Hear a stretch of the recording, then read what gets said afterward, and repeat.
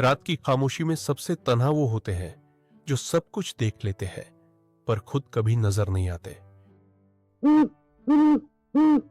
मैं सबको देखता हूँ लेकिन कोई मुझे नहीं देखता। क्या यही मेरी नियति है? अकेले रहना, अकेले देखना।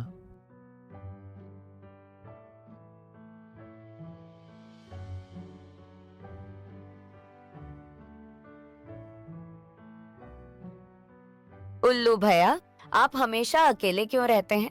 बाकी पक्षी तो झुंड में उड़ते हैं। अकेलापन मेरा चुना हुआ नहीं बल्कि मेरा स्वभाव है। जो रात में देखता है उसे दिन में कौन स्वीकारता है? लेकिन क्या आपने कभी सोचा है कि अकेलापन केवल एक विचार है?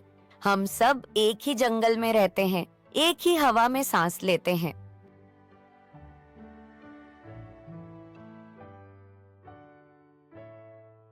शायद मैंने अपने आप को ही अलग कर लिया है। क्या मेरा अकेलापन मेरे मन की रचना है?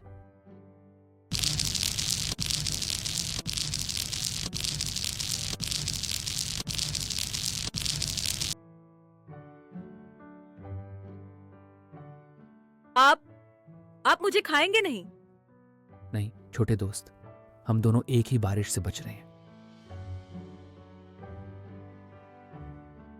इस क्षण में हम एक हैं, भले ही हम अलग प्रतीत होते हों।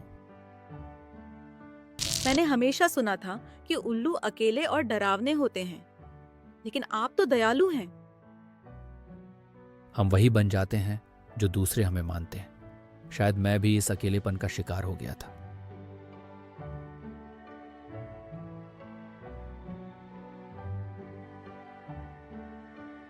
मैंने अपनी आंखों से सिर्फ अंधेरा देखा, अकेलापन देखा, लेकिन वास्तव में हम सब एक ही ब्रह्मांड का हिस्सा हैं। अकेलापन सिर्फ मायावी आवरण है।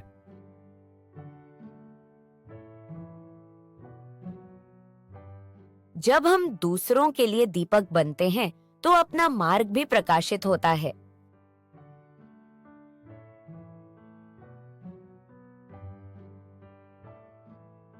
अकेलापन सिर्फ एक भ्रम था।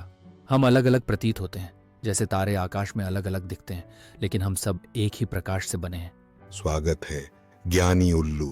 आपने सबसे महत्वपूर्ण पाठ सीख लिया है। हम अकेले नहीं हैं जब तक हम अपने हृदय के द्वार बंद न करें। एकांत की बुद्धि में उसने जुड़ाव की सच्चाई पाई।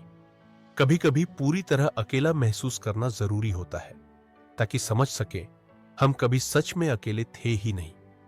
उल्लू की आंखें जो पहले उदास थीं, अब भीतर की शांति और समझ से चमकती है।